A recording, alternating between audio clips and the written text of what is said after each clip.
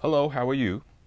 I'm here today to answer a question that seems to be reoccurring in the comments, and that question is, will Diddy go through withdrawal from his drug addictions? And the question is yes, but there is a detox program in jail that will help him go through the process. For those of you who are tuning in for the first time, my name is Lerone Kuntz. I'm a former correction officer, so I have a background where I can answer these questions. And yes, there is a detox program that will help him come down off of his drug addiction. People are concerned about this, or people are asking about this because it is, common knowledge that Diddy has a drug problem. In every lawsuit that has been filed against him, they have mentioned that he has drug use issues. And when they arrested him, they searched his hotel room and they found this pink powder, which some people say is ecstasy, some people say it's cocaine. But yes, he does have a drug issue, and that will be addressed during the intake process, or it probably was addressed during his intake process. And I just want to take a few minutes to explain the intake process. Okay, when an inmate comes, they're brought by some other law enforcement official. Maybe it's a cop. In this case, it may be a federal agent. Comes to the jail, and the officer that's working that area, the correction officer who's working the intake area, will assess the paperwork. Now, the paperwork that the person that's bringing a prisoner to us is called a securing order. That's the order that's issued by the court, that's signed by a judge, that has the inmate's information, that would have all of Diddy's information, his age, his name, all his characteristics, as well as his charges, as well as whether or not he has a bail. In his case, he doesn't have a bail, but if he had a bail, the bail amounts would be on the securing order. And the officer would be looking at this to assess whether everything is correct, because this particular document, the securing order, is the only way, if this is done correctly, where someone can be incarcerated in a correctional facility. So if the paperwork is not right, then we can't accept them, and they have to go get the proper paperwork. But in the case of Diddy, the paperwork is right, so they bring him in. The officers that drop him off can leave now, and we'll take it from here, or the correction officers will take it from here. What will happen to Diddy is that he will be put in a cell until the correction officers are ready to search him. And, I just want to say this about the search, and just this about jail in general. Jail is not a easy place. Jail is a shock to the system, especially if you're a person like Diddy. I mean, he's 54 years old. He's never been to jail before. He's lived a life of luxury and drug use. So he's coming into a system that he's not familiar with, and it's a shock to the system. It's a shock to anybody's system, jail. I mean, just the smell of the receiving room, the area that you're coming into. And in Diddy's case, he's coming into a jail that is a new admissions facility, meaning that people are coming off the street. The odor in a receiving room is like none other.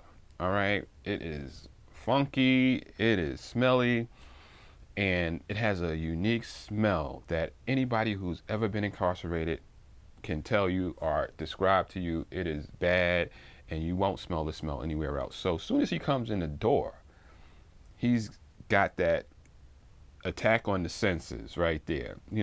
Correction officers, those of us who work the receiving room regularly, we get immune to it. It doesn't bother us after a while. But if you're new to the system and you come in, yeah, you realize that this is not home, right? Now, one other thing I want to explain about the correctional system. The correctional system, as you know, has been going on for centuries, right? And, this correctional system in your town, the jail, the prison, or whatever, has been going on for over 100 years. So correction has become good at making the point to an inmate as soon as he comes in that he is now in control. He is no longer in control. He's not in control of his environment, and he's not in control of himself. He's not in control of himself anymore. Like we or the correction department is taking control of a lot of things. And one of the things that is done when an inmate comes in is that we strip him not only physically, but psychologically, right? And how that's done is that the ID and everything that you have that you hold that you consider yours and represents you, we're going to take that. So, first of all, you're going to have to empty all your pockets and you're going to have to give up your ID. You're going to have to give up your rings or your watches or your bracelets, your necklace. All of that has to come off because we're stripping you. Okay? Now, think about what's in your wallet. You have your identification. You may have your driver's license. You may have your school ID in your wallet. You're going to have money in your wallet, right? Or maybe a credit card, a debit card. That is your identity, right? For you. This is what you have. This is yours. This is telling people who you are. That is taken away. We take all of that and put it on the table, push it to the side, and you will not see that again until you're discharged. So that has a psychological effect on the person that this is happening to. After we do that, then you have to strip. So you're going to have to take your clothes off piece by piece and hand it to the officer who's going to inspect the clothing to make sure it doesn't have anything in it that is not supposed to go into the facility. Now that, of course, is because we don't want contraband introduced in the facility, but it's also a psychological event that's happening to the individual. Is very demeaning. It's very traumatic. All right. So they have to give it up. They have to willingly give the clothes to us, and we search the clothes down to the underwear, and then it's take the underwear off. Don't shake it out. Just hand it to me. Take your socks off. Don't shake them out. Hand them to me. And now we're searching the clothes, and once we're completed searching the clothes, now it's just you, stark naked, and now we start searching you as an individual. And it starts by us telling you to open your mouth, lift up your tongue to see if you have anything in your mouth. Some inmates do bring razors to jail, hidden in their mouth, so we're looking for that. And then we tell you to open your hands. Then we tell you if you have long hair to run your fingers through your hair until we're satisfied that there's nothing in the hair. Then we tell you to turn around, lift up your feet so we can see the bottoms of your feet. Then we tell you to squat and cough. So if you have anything inserted, hopefully it'll fall out at that point. And then once we're satisfied that you don't have anything that we don't want you to have going into the facility, then we can give you your clothes back and have you put them back on. Now, it has a psychological effect on what you just went through, because at this point you realize that you don't have any control of what's happening. Okay? Anybody who tells you, yo, I went to jail and I was running things, how can you be running things if the first thing that is done to you when you come into the facility is that they take all your belongings and then they strip you butt naked and they make you submit to a search? So that notion goes out of your head. Okay, so that's what Diddy went through. And then, of course, he's going to be fingerprinted and he's going to be issued a jail ID, which will have his name and have his inmate ID number on it, as well as his booking case number. And that is pretty much your identity until you are discharged. Sean Combs, numbers. That's him. All right. So then he is sent to the clinic so they can do their assessment of him. And at that point, if he has any medical problems, medical conditions or anything like that, they'll do an examination of him and they'll talk to him and he'll tell them that in his case, being that he has drug issues, that would be the time to let them know, hey, I'm addicted to X, Y, and Z. And then they will put him on a detox program. And that will help him come down off his drugs so he doesn't go through cold turkey. All right, so that's what people were asking about that, and that's how it's going to be. In his case, being that he's on watch now, because people the psych staff feel that he may be at risk of hurting himself. So he is under a more stringent restriction now. So drugs will probably be brought to his cell. But if he was not on that type of restriction, he would be escorted to the clinic or be able to come to the clinic to get his detox meds. Now, one of the things that flipped me out when I first became a correction officer and I worked the clinic is that, you have inmates coming for their detox medication and the nurse is dispensing it. They come up to the window and the officer, we have to stand there and watch, and the inmate takes the medication. And one of our duties is to ensure or to make sure that the inmate swallows his medication. And at first thought, you're saying, well, he's here for medication. Why is it that I have to watch to make sure he swallows it?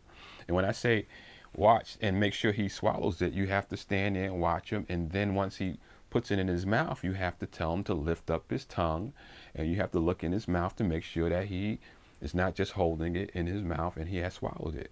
The reason why we have to do that is because inmates have been known to just have the pill or whatever it is in their mouth and not swallow it and wait till they get back to the housing area and then take it out of their mouth and sell it to somebody. This is drugs and they would sell it. So to prevent that from happening, we would make sure that they swallowed the medication.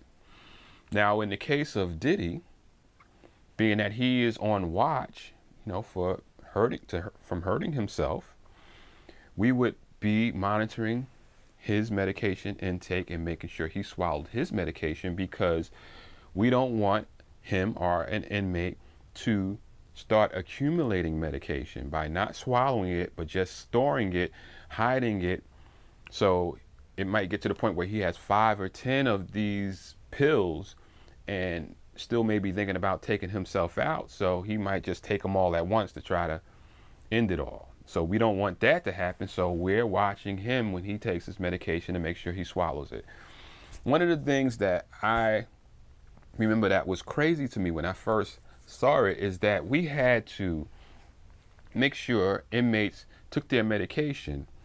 And if it's in the pill form, that's understandable, right? But we also had to watch inmates who were taking liquid medication. Like some detox medication is liquid, right? So we would have to monitor that they actually drank the medication by telling them after they took it to open their mouth, and so we could make sure they weren't holding the medication in their mouth. And why would we do that? Why? I mean, this is liquid medication. We would do that for the same reason we would do a capsule or a pill. Inmates would hold the medication in their mouth and wait till they get back to the housing area, spit the medication into a cup, and sell it or give it to somebody else so they can get high or whatever. This is how jail is. Jail is crazy. This is the reason why I'm telling you these things is so if you have any notion of coming to jail, put that right out of your head. Jail is not a place for anyone, okay? Diddy is an idiot because he had everything that money can buy. He had all the comforts of home, and he has to give that stuff up now. So let this all be a cautionary tale to anyone who is doing something or is planning to do something that will get him into jail. Everything that I just described is demeaning, humiliating, traumatic, dehumanizing, and it's by design, okay? Do not come to jail. Do not come to jail. And this is just the intake process that we're at. We're not even into the process of dealing with other inmates and things like that. So you see how humiliating that is. You could imagine what waits you further down the road. And we'll talk about those things too. But I just wanted to answer the question about his withdrawal and to, let people know a little bit about what jail is really about. So thanks for stopping by and checking me out. And until next time, as always, peace and stay safe.